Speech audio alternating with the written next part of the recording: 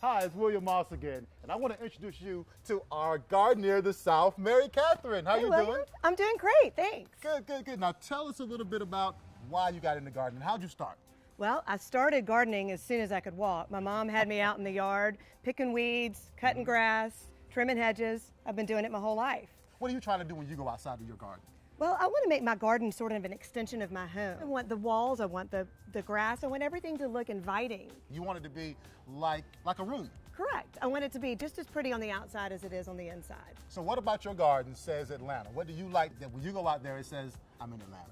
Well, I've got Boxwoods and I've got impatiens, which is you see throughout Atlanta in the summertime. Yep. And I think it's a great example of what Atlanta looks like in the summer.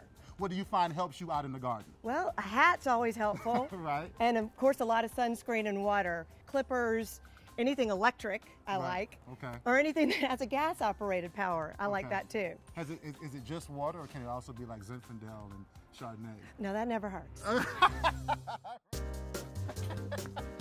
All right, so what's going on? These are some of your favorite plants, right? Yes, William. These are some of my favorite plants that I like to plant here in Atlanta in my yard. All right. I love the Caladiums. And when you can get them early enough and put them in the bulbs, I like to put them in my container gardens and just watch them come up. But you can't always get the bulbs, so you can get them straight out of the package. And they look wonderful. What's so cool about these Caladiums is that they have color all the time. So you're not waiting on a flower to come up. The foliage itself is ornamental. That's a really neat thing about that. And when you're talking about down south, Atlanta, you want color. So it hasn't got to always be a flower, it can be foliage. Right, and these are beautiful and they last all summer long. Really cool. Keep a little water on them and they'll do fine. And then of course you have to have your own hydrangeas in the south. You just got to have some. They're beautiful. You got to have them. And look at the size of the flower. Oh, the flowers are fabulous. And then you take them inside, you cut this off, pull the stems off, and you've got a great centerpiece for your dining room table. Even when it dries. People don't know that, but you can let it dry. You can let it dry. And then you can cut it and put it in a vase as a Thanksgiving centerpiece or whatever. It'd be beautiful. Well, if you want to dry them though, just keep them in water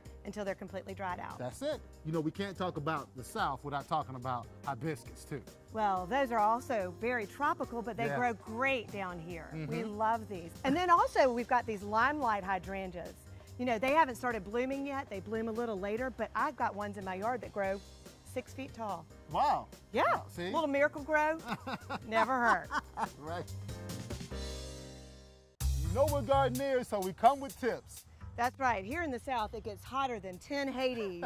You have got to keep these plants watered. As my mama would say, water them every day. Right. And here's another great tip for Southern gardeners. You want to be sure to add some foliage plants to your garden. Not just flowers. Look for things that are going to brighten up and give you color all throughout the season. And check back with us throughout your growing season for more tips. And as we say in the South, see y'all later.